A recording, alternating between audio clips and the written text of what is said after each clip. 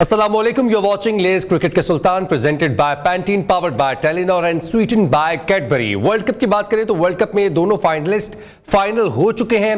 India versus Australia 19 नवंबर को खेला जाएगा। आज रेस्ट डे है, तो रेस्ट डे में हमारे पास लिबर्टी है कि हम अपनी पाकिस्तान क्रिकेट टीम की नेक्स्ट असाइनमेंट और जो पिछली असाइनमेंट के बाद वो पाकिस्तान की टीम में चेंजेस आए हैं उस पर बात कर सकें।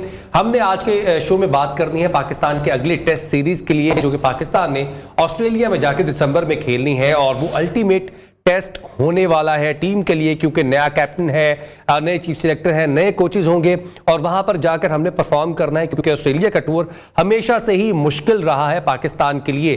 मैं हूं आपका होस्ट फैजान अहमद भट्ट और इस तमाम मामलात पर बात करने के लिए हमारे साथ मौजूद हैं साबिक चीफ सिलेक्टर हारून रशीद साहब और साबिक टेस्ट प्लेयर अब्दुल रहमान साहब। लास्ट टेस्ट मैच जो हमने खेला उसमें जो टीम हमारी थी वो बिल्कुल अच्छी टीम चल रही थी, लेकिन अब कैप्टन चेंज हो चुके हैं, कोच भी चेंज होंगे, डिफरेंट चीज़ें हमें देखने को मिलेंगी। अब आप कैसे देखते हैं अगली असाइनमेंट में किन किन प्लेयर्स को लगता है कि चांस मिलना चाहिए या किन को नहीं मिलना चाहिए? देखिए, मैं जो एक चीज़ तो फील कर रहा हूँ कि जो पाकिस्तान की टेस्ट टीम थी वो काफ़ी स्टेबल थी। आई मीन सिर्फ कैप्टन ही चेंज हुए हैं ना, बाकी तो प्लेयर्स वही हैं। तो जो परफॉर्मेंसेज उन्होंने की हुई हैं उसमें अगर आप देख लेंगे तो वो आपको कम से कम जो फर्स्ट 11 है वो तो आपको नजर आ रहे हैं। अब बेंच में आपको किसको रखना है आपने, this is the important question. उसमें ये है कि क्या आपके पास बेंच में ऑलरेडी, मैं फील करता हूँ कि जो भी वर्ल्ड कप में अगर आप देखेंगे जो T20 फॉर्मेट में प्लेयर्स खेले थे, ऑब्वियसली वो टेस्ट टीम में तो नहीं जाएंगे जी, तो उनकी जगह कौन से लोग आएंगे? तो हमने तो इसमें 11 प्लेयर्स अगर हम देखते हैं कि जो श्रीलंका की सीरीज खेले थे तो उसके बेंच पे कौन बैठे हुए थे। अगर वो 4 प्लेयर्स जो हैं अगर वो अभी भी उसी तरह अच्छा करते हुए चले आ रहे हैं पीछे से, क्योंकि उनको मौके तो कहीं ना कहीं मिले होंगे, तो अगर वो अच्छा कर रहे हैं तो मेरे नज़दीक बहुत ज़्यादा चेंजेस मैं नहीं एक्सपेक्ट करता कि इसमें होंगी। इक्का दुक्का कोई अगर यंगस्टर ये समझते हैं कि जो हमारा फ्यूचर है उसके लिए वो किसी तरह उसको इंडक्ट कर सकते हैं, क्योंकि अगर देखें तो सरफराज डेफिनेटली टीम में वापस आते हुए मुझे नजर आ रहे हैं, क्योंकि उन्होंने परफॉर्मेंसेस बहुत अच्छी दी हैं। रिजवान बेंच पे बैठे हुए थे, क्या रिजवान है सेकंड विकेट कीपर जाएंगे? लास्ट टेस्ट मैच दोनों खेले थे सरफराज भी और रिजवान भी। इसलिए कि वो उसको कंकशन की वजह से, मेरा ख्याल है कोई इंजरी की वजह से मेरा ख्याल है उसने रिजवान ने जी बिल्कुल ऐसे ही है, जिसमें आगे उसने 100 कर दिया था ना उसने आगे। सो इसीलिए मैं कह रहा हूँ कि रिजवान की परफॉर्मेंस भी इतनी अच्छी है तो क्या आप नए कीपर पे चांस लेंगे कि उसको अब लेके जाएंगे या नहीं जाएंगे? सो काफ़ी इसमें इंटरेस्टिंग सिचुएशन होगी। मुझे अपने लगता यही है कि जो मोर और लेस जो श्रीलंका में टीम गई थी वही तकरीबन मोर और लेस हारून साहब कह रहे हैं कि टीम वही होगी जो श्रीलंका में खेली, लेकिन श्रीलंका के पिचेस और ऑस्ट्रेलियन पिचेस में बहुत फर्क है। नसीम शाह आपके इंजर्ड हैं, वो ऑस्ट्रेलियन सीरीज के लिए अवेलेबल नहीं होंगे। इब्रार अहमद आप स्पिनर को खिलाया था श्रीलंका में, जहां पर ट्रैक जो है वो स्पिनिंग ट्रैक होते हैं, टर्न ट्रैक होता है, और नुमान अली स्पिनर थे। डू यू थिंक कि हम इनके साथ ही रिटेन करेंगे और वो सक्सेस हमें मिल पाएगी अगेंस्ट ऑस्ट्रेलिया जो कि श्रीलंका में मिली थी श्रीलंका के खिलाफ? फैजान, इसका तो जवाब थोड़ी देर बाद दूंगा, लेकिन सबसे बड़ा सवाल ये है कि आपने जो ऑस्ट्रेलिया टीम लेके जानी है उसमें कम से कम 3 से 4 महीने का गैप है रेड बॉल क्रिकेट का।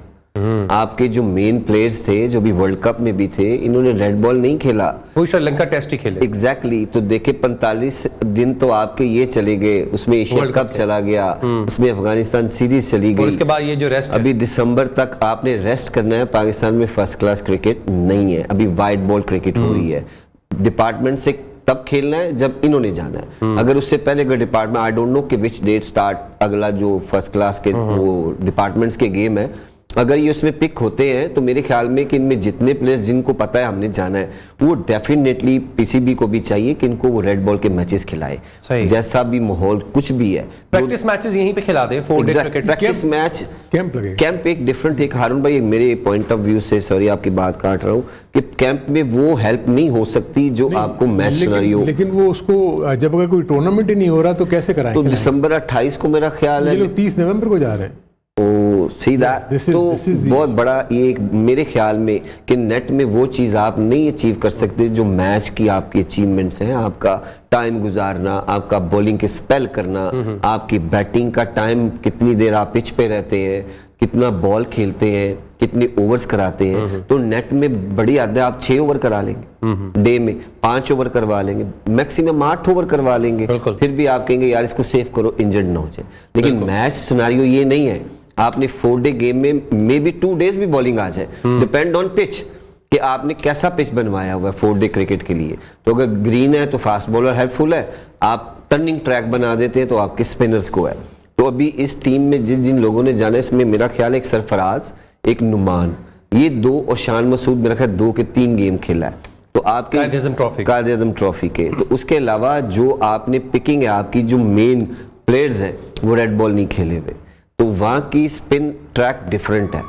एक एक्स्ट्रा ओपनर भी आपको लेके जाना पड़ेगा, वो भी आपको बता देता हूँ, क्योंकि इमाम उल हक की शादी है, वो कैंप को भी ज्वाइन नहीं कर रहे और मोर और लेस वो इस टेस्ट सीरीज को भी मिस करने वाले। नहीं, मैं रहमान के पॉइंट ऑफ व्यू से थोड़ा सा ये भी मैं वो डिस्कस कर ले, ताकि रहमान को भी आइडिया हो जाए, क्योंकि आपके पास जब तक ये वापस आए हैं आपके पास सिर्फ 1 हफ्ता है जी, देखिए ना, उसमें इन्होंने टीम भी अनाउंस करनी है, बिल्कुल, एंड देन 3 से 4 दिन का अगर ये कैंप लगाएंगे, मैच सिनेरियोज में भी अगर ये लेके जाते हैं, और फिर मैं ये देख रहा हूँ कि यही चीज अप्लाई होगी ऑस्ट्रेलिया की टीम पे, ऑस्ट्रेलिया के लिए, क्योंकि उन्होंने भी तो भी रेड बॉल क्रिकेट नहीं खेली, उनका तो सीजन ही अभी शुरू होगा। हारून भाई, उनके कुछ प्लेयर इस टीम में ऐसे हैं कि जो टेस्ट मैचेस में नहीं है, वो पाकिस्तान के भी ऐसे ही होंगे। हाँ, उनके पाकिस्तान के मोस्ट प्रोबेबली ज्यादा प्लेयर हैं, रिजवान है, बाबर है, अब्दुल्ला शफीक है, आगा सलमान है, साउथ शकील है, शाहीन अफरीदी है और इब्रार है। सही कह रहे हो, इसीलिए तो बहुत ज्यादा लड़के, इसीलिए एक इन्होंने 4 डे का मैच वहां पर रखा हुआ है बिफोर द टेस्ट PM11 के साथ। जी, PM11 नॉर्मली वो यही होता है।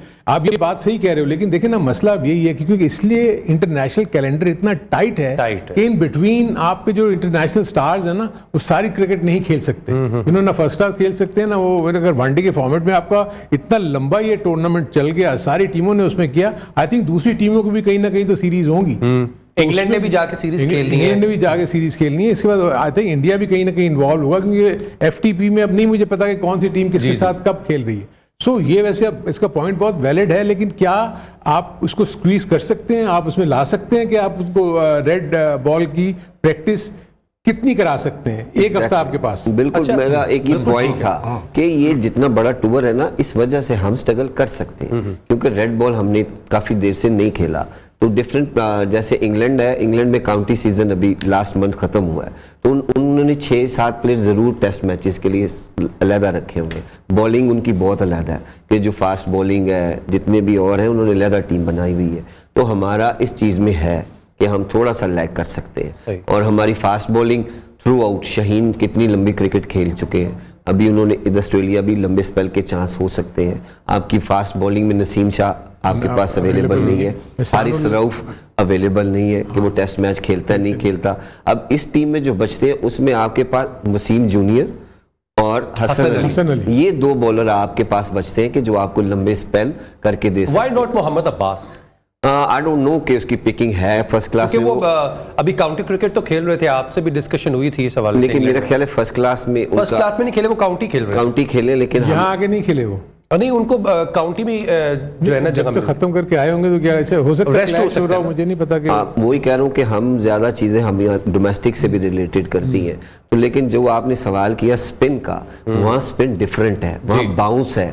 आपको श्रीलंका में लो बाउंस टर्न मिलता जरूर है, लेकिन लो मिलता है।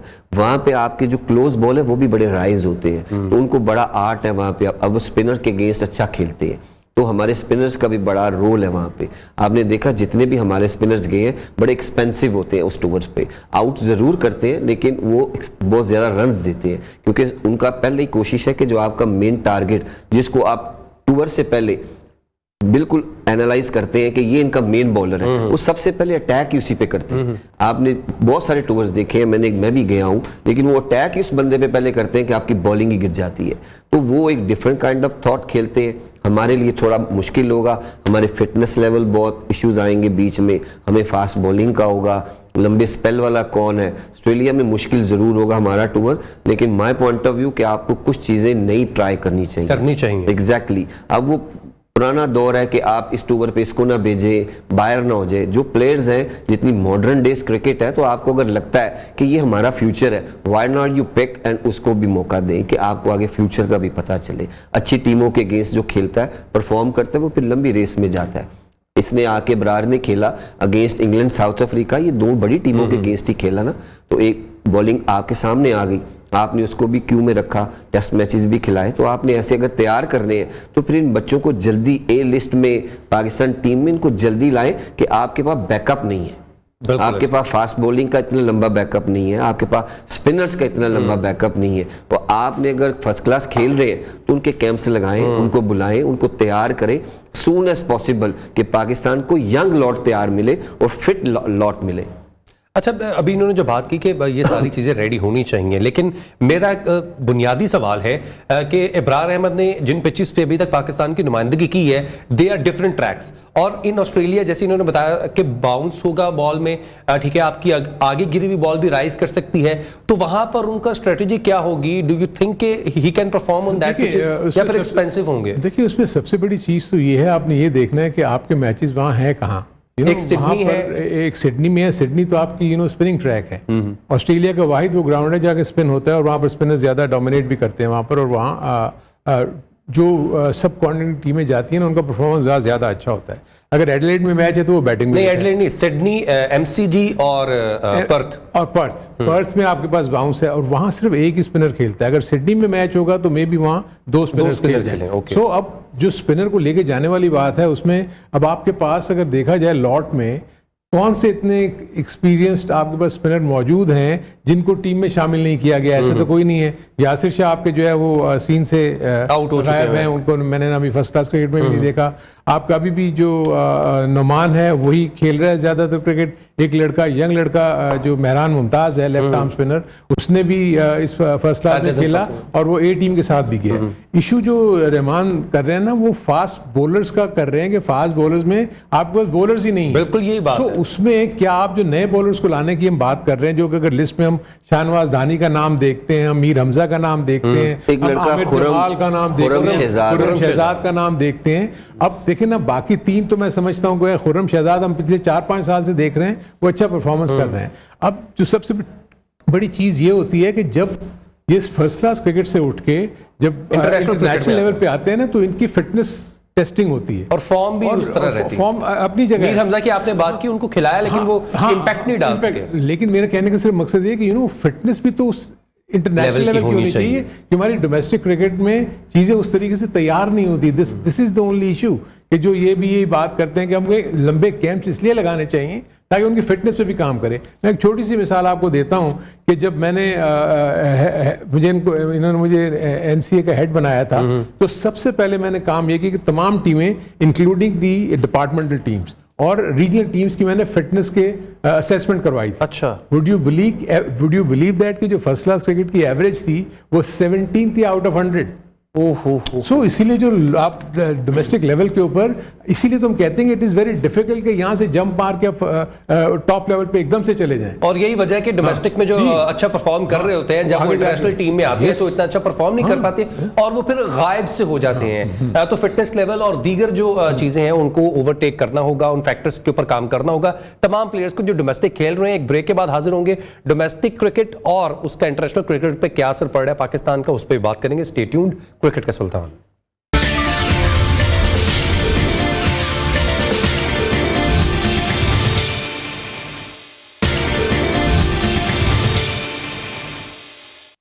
Welcome back. You're watching Lace Cricket के सुल्तान presented by Pantene, powered by Telenor and sweetened by Cadbury। Pakistan की अगली असाइनमेंट है ऑस्ट्रेलिया के लिए 3 टेस्ट मैचेस खेलने हैं। एक मैच है सिडनी में, दूसरा मैच है मेलबर्न क्रिकेट ग्राउंड में और तीसरा पर्थ के ग्राउंड में मैच खेला जाना है। और पिछले जो टेस्ट मैचेस हमने खेले हैं उसके लास्ट टीम की बात करें तो अब्दुल्ला शफीक और इमामुल हक ओपनर थे और उसके बाद 1 डाउन शान मसूद, बाबर आजम 2 डाउन, जिसके बाद Saud Shakeel, Sarfaraz Ahmed, Agha Salman, Mohammad Rizwan, Noman Ali, Shaheen Afridi, Naseem Shah and Ibrar Ahmed. This is the 11 who played against Sri Lanka. Abdullah Shafique open कर रहे थे पाकिस्तान के लिए। Imamul Haq would be I think not be available for Pakistan क्योंकि उनकी शादी भी है, 25 और 26 दिसंबर की डेट्स भी फिक्स हो चुकी है, तो वो अवेलेबल नहीं होंगे। तो इस स्लॉट में आप किसको देख रहे हैं? डू यू थिंक कि Shan Masood will move up to the opening slot और नीचे इंक्लूजन होगी किसी बैटर की या ऊपर ही किसी को लाया जाएगा? देखिए, अब तो सबसे बड़ी इंपॉर्टेंट चीज़ ये है कि उनको ये देखना होगा कि उनके पास जो बेंच में जो ऑलरेडी फर्स्ट क्लास लेवल के ऊपर से आगे जा चुके हैं, यानी ए टीम के लेवल पे जा चुके हैं। फॉर इंस्टेंस अगर उन्होंने 2-3 टूर्स कर लिए हुए हैं, क्या उन्होंने वहाँ कोई अच्छी परफॉर्मेंसेस दी हुई हैं? अव्वल तो इमामुल हक अगर शादी भी हो रही तो आई डोंट नो कि उन्होंने अपनी अनअवेलेबिलिटी शो की है या नहीं की। अगर वो जा रहे हैं तो ऑब्वियसली शादी के बाद तो जा ही सकते हैं, एक 4 दिन का मैच ही मिस करेंगे ना अगर फॉर इंस्टेंस अगर उनको वक्त भी लगता है। सो स्टिल ये देखना होगा, क्योंकि इमामुल हक को रिप्लेस करने के लिए कोई ऐसा ही प्लेयर आना चाहिए ना जो आगे उसको वो कर ले। अब यहाँ ये थॉट आता है कि देखिए, एक तो इशू ये भी हुआ कि जो भी हम लोग यही डिस्कस कर रहे थे कि आप देखेंगे बोर्ड में चेंजेस मुख्तलिफ, आपकी सिलेक्शन कमेटियां टूटी और उसके बाद नई सिलेक्शन कमेटीज बन रही हैं। नया तो माइंडसेट उनके पास नया माइंडसेट, क्या उनके पास इनफ टाइम है? और सबसे बड़ी चीज ये है कि क्या जो भी नया माइंडसेट आ रहा है उनको डोमेस्टिक प्लेयर्स के बारे में पूरी नॉलेज है, या उन्होंने देखा हुआ है क्रिकेट को कि नहीं देखा हुआ? अगर उनको प्लेयर्स के बारे में नहीं पता होगा तो वो स्टैट्स पे ही जाएंगे ना जी। तो सिर्फ स्टैट्स पे तो टीम नहीं सिलेक्ट होगी। तो आपको तो देखना होगा फिजिकल कंडीशन क्या है क्या नहीं। हाँ, ये मैं जरूर कह सकता हूँ कि पिछले 2-3 सालों में हुरैरा एक ऐसे प्लेयर थे जिन्होंने बड़े रन्स किए, उन्होंने बड़े रन्स भी किए, हमने उनको ए टीम में भी भेजा, उन्होंने भी वहां पर भी जाके रन्स किए। तो एक वो आपको नजर आता है कि उसको हमने बेंच में और यंग भी है और हमने बेंच पे इनको भेजा भी था, और ये उसमें शायद बैठे भी थे वहां पर बेंच में टेस्ट स्क्वाड में। फिर एक दूसरा लड़का जो कराची का एक लड़का नंबर 3 बैट्समैन करते हैं, उन्होंने भी बड़े रन्स किए थे, उसका नाम मेरे ज़हन से इस वक्त निकल रहा है, साहिबजादा फरहान। हाँ, साहिबजादा फरहान भी एक एक्सपीरियंस पुराने प्लेयर हैं, अब आई डोंट नो क्या है। साइम अयूब है, साइम अयूब है। साइम अयूब को क्योंकि अभी उन्होंने फर्स्ट क्लास क्रिकेट खेली है और उसमें उन्होंने डबल सेंचुरी भी की है और इन फाइनल में भी की है। तो इसलिए इनको ये चीजें जो है ना ये सामने रखनी होंगी कि आपके ऐसे प्लेयर जो ऑलरेडी इंटरनेशनल लेवल के ऊपर आपको खेलते हुए नजर आ रहे हैं और वो डोमेस्टिक में भी अच्छा परफॉर्म कर रहे हैं, तो उनको डेफिनेटली उनको प्रेफर करना चाहिए। सो ये इंपॉर्टेंट है कि जो स्लॉट फिल होगा, क्योंकि आपको ये भी ज़हन में रखना चाहिए कि जो हमारे सऊद शकील हैं वो भी तो एक कैंडिडेट है। लेकिन अली ज़रियाब की तो आप नहीं थे, अली ज़रियाब नहीं है, ये भी पिछले 2-3 सालों में कराची को उसने कप्तानी भी की हुई है। रहमान भाई, साउथ शकील की बात कर रहे हैं हारून साहब, तो मैं ये चाह रहा हूँ, साउथ शकील की हमने बहुत से जो है ना वो लूप होल्स देखे हैं उनके बैटिंग में कि वो फास्ट बॉलर्स के अगेंस्ट या फिर स्पिनर्स के अगेंस्ट कुछ कहते हैं कि फास्ट बॉलर के अगेंस्ट नहीं खेल पाता, कुछ कहते हैं स्पिनर के अगेंस्ट नहीं इतना अच्छा खेल पाते। ऑस्ट्रेलियन पिचेस पे जहां पर एक्स्ट्रा बाउंस होगा जो कि फास्ट बॉलर्स को भी मिलेगा और स्पिनर्स को भी मिलेगा, do you think he can survive? क्योंकि लोग तो कह रहे हैं इनको एज ए वाइस कैप्टन भेज देना चाहिए, क्योंकि ये फ्यूचर है, ये लीड कर चुके हैं अपनी टीम्स को, तो इनको एज ए वाइस कैप्टन जो है वो लेके जाना चाहिए। कैप्टन लेके जाना चाहिए, जरा कह रहे हैं कि इनको लेके जाना चाहिए ताकि फॉर द फ्यूचर प्लानिंग हो जाए। आई डोंट थिंक सो यार, इट्स टू अर्ली कि आप अगर 2-3 इनिंग्स से आप सोच लेते हैं कि ये फ्यूचर पाकिस्तान है, तो पाकिस्तान में ऐसा भी होता है 2 इनिंग्स बाद वही लोग कह रहे होते हैं यार ये टीम में क्यों है। तो यहाँ पे बड़ी तेज चीजें बदलती हैं, तो कुछ टाइम उसको भी मिलना चाहिए। आप ऐसे ही प्लेयर को इतनी जल्दी उसके कान तक ये बातें चली जाती हैं तो वैसे अपनी क्रिकेट से थोड़ा हट जाता है। तो अभी यंग प्लेयर जितने भी हैं, आज मेरा ख्याल है कि बैटिंग टेक्निक पे बात करना चाह रहा हूँ। आपने एशियन क्रिकेट्स पे खेला और उसके बाद आप जाके अब्रॉड खेलने जा रहे हैं जहां पर पिचेस में बाउंस है और स्विंग भी आपको मिलेगा, तो वो सवाल है कि आप you think he can survive? मेरा ख्याल है कि वो इतना क्लेवर है कि वो जल्दी इस कंडीशन को अडेप्ट कर लेगा, क्योंकि उसने काफ़ी क्रिकेट फर्स्ट क्लास भी काफ़ी खेली है, उसके बाद ए टीम्स के भी बहुत टूवर हैं, तो ये काफ़ी चीज़ें मैटर करती हैं आपके बैकग्राउंड के साथ कि आपने किधर से आए, तो आपने कितनी बॉल्स खेली हुई, आपको आइडिया होता है। पाकिस्तान की अच्छी फास्ट बॉलिंग उसने खेली हुई है डोमेस्टिक में, तो मेरे ख्याल में वो जल्दी अडेप्ट कर लेगा। उसकी परफॉर्मेंस भी ऐसी है, कॉन्फिडेंस लेवल भी हाई है, तो जिस नंबर पे बैटिंग आनी है उस नंबर पे 6ठे नंबर पे तो आपको इतना टाइम होता है, बॉल भी पुराना हो गया होता है, तो आपको टाइम जरूर मिल जाता है। आई होप कि वो अच्छा परफॉर्म करे। लेकिन 80 ओवर्स के बाद आएगा तो बॉल तो दोबारा से नया मिल जाएगा। मैंने खुद भी बहुत नया बॉल खेला, अक्सर बारी हमारी जिनकी मेरी सही पाई नए बॉल पे है, तो ऐसे लगता था हम नीचे से ओपनर। अच्छा, ये ऑब्वियसली मैं कह रहा हूँ कि हमारे कैप्टन चेंज है, वी जस्ट होप कि वो अच्छा परफॉर्म करें, एज ए टीम पाकिस्तान जो है वो अच्छा परफॉर्म करे। सारी जो कॉन्स्पिरेसी थी, जो बातें थी, नेगेटिविटी थी, पॉजिटिविटी थी, अब वो खत्म हो जानी चाहिए फैंस में भी, क्योंकि अब हमें पाकिस्तान टीम को सपोर्ट करना है for the test series in Australia. मैं ये चाह रहा हूँ कि चाह नहीं रहा, मुझे ऐसा लग रहा है कि बैटिंग ऑर्डर में थोड़ा चेंज आएगा। हो सकता है, ये आप सही कह रहे हो। देखिए, अब दूसरी चीज़ जो मैं अभी बैट्समैन के हवाले से बात हो रही है, तो बैट्समैन पे बात करें, क्या उनके जहन में इफ्तिखार अहमद का नाम आ सकता है? क्या उनके जहन में फ़खर जमान का नाम आ सकता है? क्या उनके जहन में साहिबजादा फरहान का नाम आ सकता है, जो कि इस वक्त हाईएस्ट रन गेटर हैं इन क्रिकेट? कायदन trophy. So this is where जो सिलेक्शन कमेटी ये सारे अपने जो भी इनके पास रिसोर्सेज हैं उनको अपने सामने तो रखेगी ना, और उसके बाद ये डिसाइड करेगी आपने अगर 15 लेके जाने हैं 16 लेके जाने हैं। अगर आपने 16 लेके जाने हैं तो आपको वो उसको सीधी सी बात है कि 3 ओपनर्स तो डेफिनेटली होने चाहिए उसमें। 3 से ही अगर आप समझते हैं कि आपको इजाफी लेके जाना है ओपनर तो आप 4 ओपनर भी लेके जा सकते हैं, फिर मिडिल ऑर्डर इसी तरह 4 से 5 आप लेके जाएंगे, लेकिन वहां आपको हर हाल में 5 फास्ट बॉलर्स तो लेके जाना ही जाना है सर। 5 फास्ट बॉलर्स इसलिए 5 के 3 तो खेलेंगे ऑस्ट्रेलिया में, बिल्कुल ऐसे तो 4 भी खेल सकते हैं। और इसीलिए हमें जो प्रॉब्लम हो रही है वो ये हो रही है कि आपको ऑलराउंडर नहीं है। क्या फ़हीम अशरफ को कंसीडर करेंगे या नहीं? बिल्कुल ऐसी बात। क्या आमिर जमाल की जगह वहां बनती है कि नहीं? So these are the things. जब आप कॉम्बिनेशन बनाने जाएंगे तो आप वे करेंगे कि किसके पोटेंशियल चांसेस ज्यादा हैं कि वहां वो सूटेबल हो सकता है, सक्सेसफुल हो सकता है। क्योंकि ये डोमेस्टिक की जो क्रिकेट में आपको जो कुछ लड़के नजर आएंगे उनको ये देखना है क्या इंटरनेशनल मटेरियल हैं कि अभी से हम एकदम से इतने बड़े टूर के ऊपर उनको ले जाएं। क्योंकि नॉर्मली हमारे यहाँ ये होता था कि जो ज़माने में कि कोशिश ये की जाती थी कि होम सीरीज में आप किसी नए प्लेयर को ट्राई करें। बिल्कुल ऐसी है, क्योंकि होम कंडीशंस हैं, आप उसमें अपने आप को एडजस्ट अभी भी ऐसे ही होता है। अभी तो खैर हमारे यहाँ क्रिकेट ही नहीं हो रही थी ना, वो तो बिल्कुल हो सकता है, ऐसा क्यों नहीं। लेकिन फिर मैं ये फील करता हूँ कि अगर आपने अच्छा प्लेयर बनना है तो इर्रिस्पेक्टिव आपकी कहीं भी बैटिंग आ जाए या कहीं भी बॉलिंग आ जाए, आपने तो अपने आप को मनवाना है ना कि मैं इंटरनेशनल स्टैंडर्ड का प्लेयर हूँ, तो आपको अडॉप्ट करना पड़ेगा। अच्छा, शाहीन अफरीदी की हम बात कर रहे थे, उनकी वर्ल्ड कप में परफॉर्मेंस हमने देख ली, उनकी पेस जो है वो कदरे नीचे आ चुकी है, 140 से 135 पे आ चुके हैं, 30 में आ चुके हैं, उन पे भी बात करेंगे। लेकिन what do you think about Rana साहब, फ़हीम अशरफ का? Do you think he can go, और उनको कंसीडर किया जाएगा इस कमेटी की जानिब से? मेरे ख्याल में कि होना चाहिए। फ़हीम ने भी मेरा ख्याल फाइनल भी खेला है, उसमें बैटिंग में भी उसने परफॉर्म किया, 100 किया है। तो आपके पास एक ऑप्शन आती है कि आपके पास पेसर भी आता है और नंबर 7-8 पे आपको एक बैट्समैन भी मिल जाता है, और जिसको अच्छा खेलना आता है, वो बाउंसर शाउंसर, वो पुल शॉट, कट शॉट उसकी अच्छी है उन कंडीशन के हिसाब से। तो ये सूटेबल आपके पास ऑप्शन है कि आप 3 पेसर खिलाएं, एक ऑलराउंडर खिला लें और एक आप स्पिनर खिला लें। आपकी बॉलिंग भी पूरी, आपकी बैटिंग भी अच्छी पूरी हो जाती है, तो उसका मेरे ख्याल में होना जरूरी है। अच्छा, हमने शाहीन अफरीदी की बात की और नसीम नहीं है, नसीम की जगह आप किसको लेके जाएंगे? हसन अली की परफॉर्मेंस आपने देख ली, उनको इंजरीज का इशू रहता है। बैक आप देख लें आप, वो शाहनवाज दानी है, हसनैन इंजर्ड हैं, वसीम जूनियर आपके पास ऑप्शन है, और एहसानुल्लाह वो भी इंजर्ड है। उनकी फिटनेस का लेवल देखना पड़ेगा। इसलिए तो मुझे जो इशू हो रहा है कि फास्ट बॉलिंग में जो आपके 3 से 4 प्लेयर ऐसे थे जो कि 145 प्लस पे बॉलिंग करते थे, वो आपको अवेलेबल नहीं है, जो एक बहुत बड़ा सेटबैक होगा पाकिस्तान। ठीक है, ब्रेक ले लेते हैं, फास्ट बॉलिंग के हवाले से भी बात करेंगे, क्योंकि ऑस्ट्रेलिया में आपको फास्ट बॉलर्स ही हैं जो कि विकेट्स दिला के देंगे, क्योंकि सामने बहुत अच्छे बॉलर्स होंगे। स्टे ट्यून्ड, क्रिकेट के सुल्तान।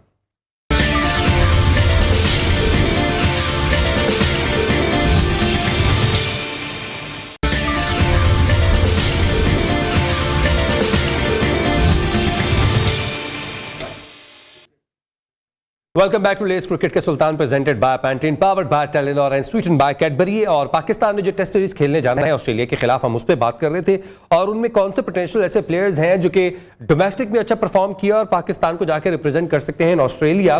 तो हम बॉलर्स की बात कर लेते हैं। खुर्रम शहजाद, जिन्होंने 8 मैचेस खेले हैं और 731 रन देकर 6 विकेटें हासिल की हैं। मीर हमजा, जिनको पहले भी चांस दे चुके हैं, उन्होंने 8 मैचेस खेले, 32 विकेट्स हासिल की, उनकी एवरेज है 20 की। और अपनी टेलीविजन स्क्रीन पर आप स्टैट्स देख भी सकते हैं। मोहम्मद अली हैं, काशिफ अली हैं, अली शफीक हैं, काशिफ भट्टी हैं, नोमान अली जो कि पाकिस्तान टीम का हिस्सा है, उनके स्टैट्स हैं। 7 मैचेस खेले, 507 रन कंसीड किए, 22 विकेट्स उन्होंने हासिल किए हैं। जाहिद महमूद, जिनको कहा जा रहा था कि वो आने वाले वक्त में रिप्लेस कर सकते हैं शादाब को इन द लॉन्गर फॉर्मेट, उनकी परफॉर्मेंस देख लें। 6 मैचेस खेले हैं, 913 रन दिए, 22 उनकी जो है वो विकेट्स है। मोहम्मद इलियास की जब हम बात करते हैं तो उन्होंने 5 मैचेस खेले, 901 रन दिए, 19 विकेट्स हासिल की, 545। इस कायद-ए-आज़म ट्रॉफी के बाद टॉप 10 जो बॉलर्स हैं वो आपके सामने हैं। हारून साहब, रहमान भाई, नसीम शाह की जगह इनमें से कौन लेता हुआ आपको नजर आ रहे हैं, या फिर वही पोटेंशियल प्लेयर्स जो कि राउंड टेबल चल रहा है कि हसन अली आ गए तो वो बाहर हो गए, और हसन अली बाहर हुए तो नसीम शाह आ गए, ये इसी तरह चलेगा या इनको भी कभी चांस मिलेगा?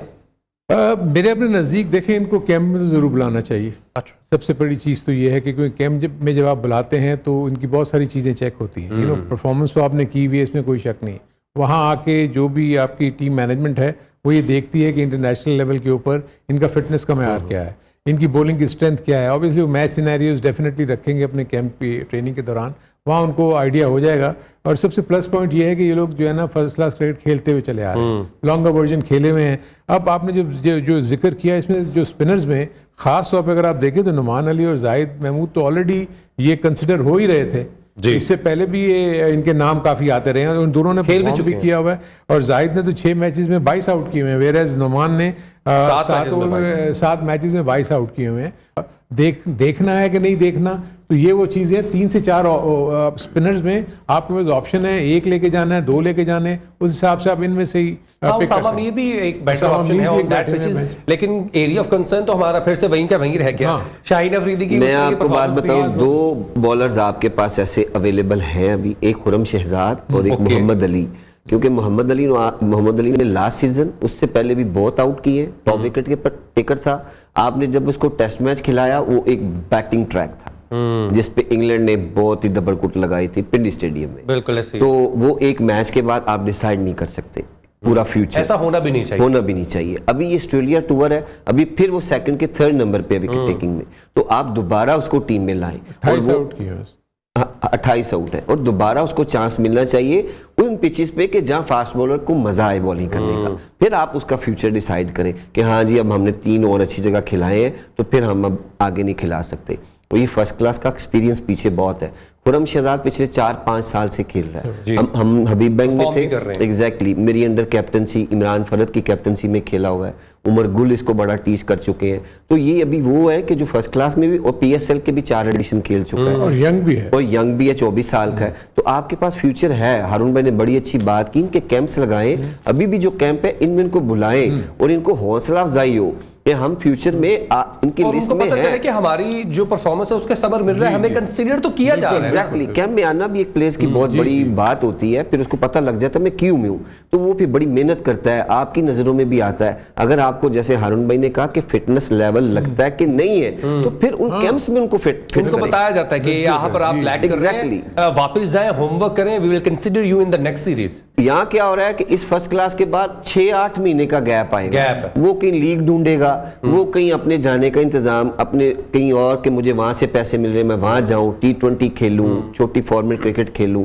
तो ये प्लेयर्स तो फिर चले गए वाइट बॉल में, फिर हम वही रह गए। तो उनको उधर भेजने की बजाय उनको रोके, उनके आपको पैसे जरूर मिलेंगे, कैंप्स के भी मिलेंगे, आप पाकिस्तान का फ्यूचर हो, इधर तैयार हो, उनके साथ अच्छे लोग लगाएं, उनका लेवल हाई हो, उनको मेंटली स्ट्रांग करें। आप जब भी पाकिस्तान को जरूरत पड़े, हम जिन बातों पे पिछले 20 साल से डिस्कस कर रहे हैं कि इतने बड़े मैचों में इनको नहीं भेजना चाहिए, लेकिन ऑस्ट्रेलिया के प्लेयर 30 साल में तो डेब्यू कराते हैं। 28 साल वो स्टेट में बड़ी सीरीज में प्लेयर को भेजते हैं कि ये अब तैयार है, इसको इस सीरीज में भेजो। डोमेस्टिक बहुत अच्छा है ना, आपने बताया 30 साल के ऊपर डेब्यू कराते हैं, वो उसको पका चुके होते हैं अपने प्लेयर को कि वो इंटरनेशनली जाके मार ना खाए। जैसे हारून साहब ने कहा कि यहाँ पे प्लेयर्स डोमेस्टिक में परफॉर्म करते हैं लेकिन फिटनेस लेवल नहीं होता, इस वजह से आगे जाके परफॉर्म नहीं कर पाते। अभी जो रहमान ने बात की ना, देखिए ये जो बात कर रहे हैं ना, ये बात कर रहे हैं ऑफ सीजन डेवलपमेंट प्रोग्राम की, ये बात कर रहे हैं प्री सीजन ट्रेनिंग प्रोग्राम्स। वो वही तो लैग कर रहा है यहाँ पर। अगर वो लैग ना करे तो उनके फिटनेस लेवल्स आके उनसे मिलेंगे, क्योंकि जो बेंचमार्क्स है पाकिस्तान टीम के, जो फिटनेस के बेंचमार्क्स है वो डोमेस्टिक में भी आने चाहिए। आप क्यों ऑस्ट्रेलिया का जो डोमेस्टिक का प्लेयर है वो फॉरेन इंटरनेशनल में कामयाब हो जाता है? क्योंकि वो सारे उनको बॉक्सेस को टिक करता है जो इंटरनेशनल मैच की या उसकी कंपटीशन की रिक्वायरमेंट है, इसीलिए वो एकदम से चले जाते हैं और ऊपर वो परफॉर्म करते हैं। हमारा वाला जब ऊपर जाता है तो उसको वहां जाके पता लगता है मैं तो लैग कर रहा हूँ। देखिए जो क्रिकेट में सबसे इंपॉर्टेंट चीज ये है कि 5 मेन हेड्स हैं इसके। एक तो टेक्टिकल और उसके बाद फिटनेस है, मेंटल सबसे आखिर में आता है जिसमें सबसे ज्यादा स्ट्रेंथ है, एंड देयर लाइफस्टाइल मैनेजमेंट। ये हमारे यहाँ तो मतलब वो ये इन इश्यूज के ऊपर तो कोई डिस्कस ही नहीं करता।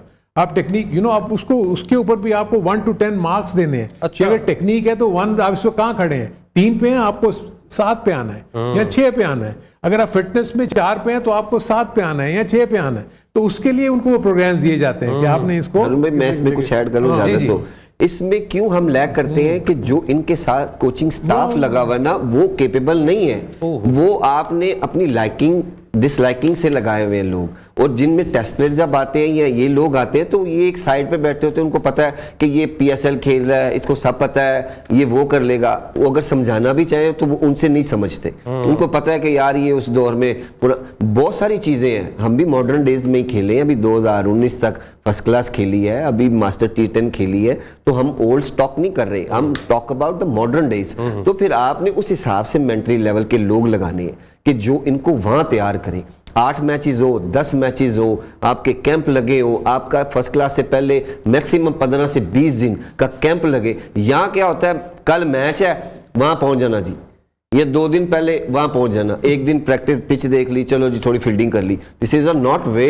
आप इस तरह प्लेयर्स को ट्रीट नहीं कर सकते। मैक्सिमम डेज मिलने चाहिए, टीम ने गैदर होना है, इकट्ठे काम करना है, फिर इसका रिजल्ट देखे कैसा आता है। कोच को टाइम दे, वो जाके प्लेयर से बात करे, सीजन से पहले उसको पता हो मेरी टीम कौन सी है, मैंने कौन से बॉलर्स खिलाने हैं, कौन सी बैटिंग खिलानी है, कौन से फील्डर हैं जो स्लिप के हैं। वो सारी चीजें एक दिन में तो नहीं आती। तो फिर ये सारी चीजें वो उसी से रिलेटेड है। वहां फिर हम लैक नहीं करेंगे, वहां फिर हम इनको तैयार अच्छा करें, वहां पे कोचेज उनको अच्छे मिले, मैनेजमेंट अच्छी मिले। बिल्कुल जी। इस तमाम गुफ्तगू का जो कि पाकिस्तान टेस्ट सीरीज ऑस्ट्रेलिया के साथ खेले जा रहे हैं और उस पर बात करने का समर ये है या लुब्बे लुबाब ये है कि हमें अपनी डोमेस्टिक क्रिकेट में वो तमाम जो है वो चीज़ें इंक्लूड करनी पड़ेंगी जो कि हम फैक्टर्स रखते हैं इंटरनेशनल क्रिकेट के लिए, जो कि हमारी पाकिस्तान की ए टीम के लिए होते हैं, ताकि हमारे बैटर्स, हमारे बॉलर्स जो डोमेस्टिक में अच्छा परफॉर्म कर रहे हैं, उनके फिटनेस लेवल वैसे हो, उनकी टेक्निक वैसी हो, उनके टेक्निकल जो सारी चीज़ें हारून साहब ने और रहमान भाई ने डिस्कस की हैं वो अप टू द मार्क हो, ताकि हमारी बेंच स्ट्रेंथ भी कंप्लीट हो, बेंच पे प्लेयर्स आते रहें। जो कि वनडे में हमने देखा कि हमारे पास फास्ट बॉलर हमें नहीं मिल रहे थे कि हम वर्ल्ड कप में किसको लेके जाएं। तो ये एक सैर हासिल गुफ्तगू रही और देखते हैं कि पाकिस्तान जब जाएगा ऑस्ट्रेलिया में कैसा परफॉर्म करेगा, क्या टीम लेके जाएगा। 1 से 2 दिन में उसका भी जो है वो अनाउंसमेंट हो जाएगी, उस पर फिर से भी बात करेंगे। अभी के लिए फिलहाल अल्लाह हाफिज़। आपसे रात को इंशाल्लाह मुलाकात होगी। स्टे ट्यून्ड, क्रिकेट का सुल्तान।